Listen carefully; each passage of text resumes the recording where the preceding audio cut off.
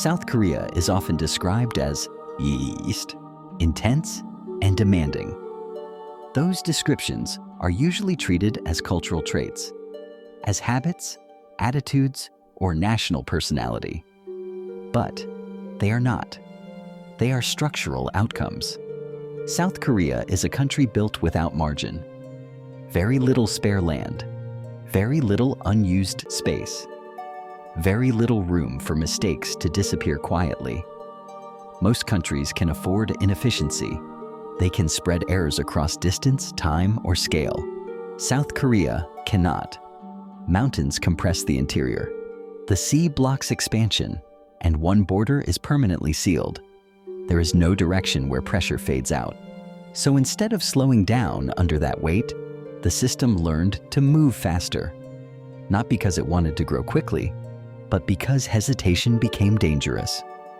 This is the story of how geography removed South Korea's safety net and forced it to become one of the most precise systems on Earth.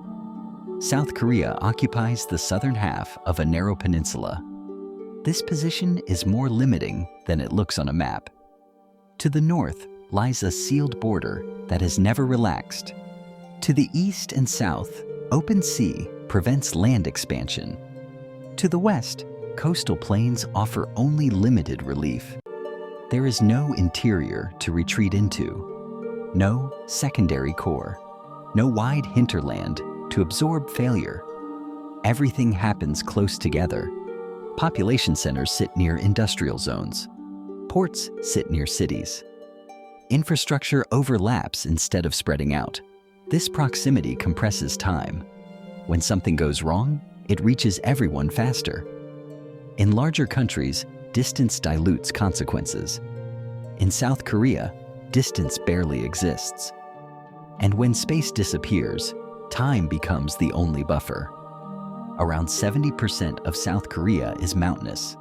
That leaves a narrow fraction of land suitable for housing, industry, and transport. What remains fills quickly. Cities grow upward instead of outward. Transportation corridors overlap. Infrastructure stacks layer upon layer. This creates efficiency, but efficiency has a hidden cost. When systems operate this close together, there is little room to isolate failure. A power outage doesn't stay local. A logistics delay doesn't stay contained. A policy mistake doesn't fade quietly. Everything is connected. Precision becomes necessary not because of ambition, but because error travels too fast. In compressed geography, small mistakes become system-level events. South Korea's northern border is not simply a political line. It is a permanent structural constraint. There is no strategic depth behind it, no fallback territory, no gradual escalation zone. Every assumption in planning begins with immediacy. Defense planning assumes sudden change. Economic planning assumes interruption. Infrastructure planning assumes stress.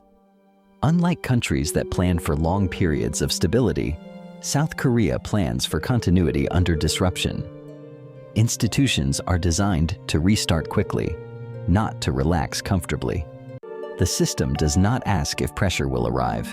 It asks how fast. That assumption reshapes everything.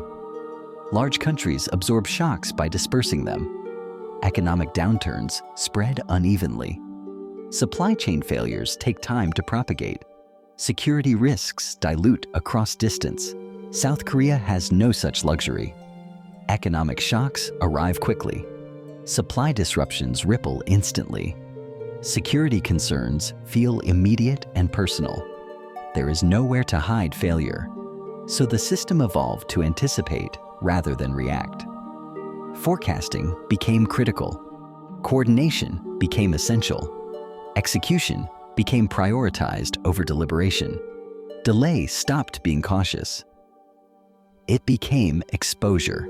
When you cannot absorb impact, you must avoid it entirely. South Korea's speed is often misunderstood. It is not cultural enthusiasm. It is not competitiveness for its own sake. It is architecture. When space is limited and consequences are immediate, slow reaction multiplies damage. So systems evolved to move quickly, decision-making centralized, processes standardized, feedback loops shortened. This reduced friction, but it also removed slack. There is little tolerance for drift, little patience for delay, little forgiveness for error. Momentum replaced margin. Speed became the safest option available. With limited land and few natural buffers, South Korea redirected pressure inward. Human capital had to replace territory. Education became the pressure valve through which the system could expand. Skills needed to be dense. Training needed to be efficient. Output per person needed to rise continuously. This strategy worked. South Korea converted population into capability.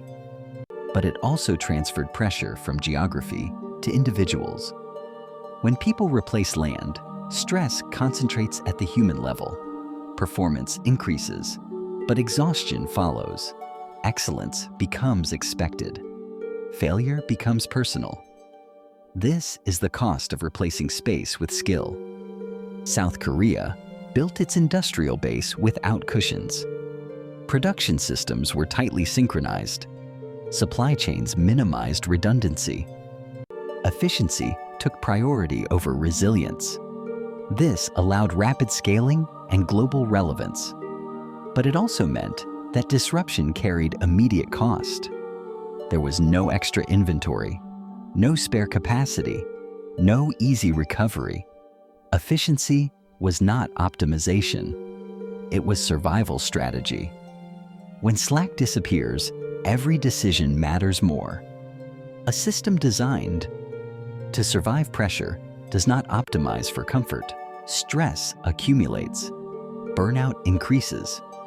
Tolerance for error shrinks.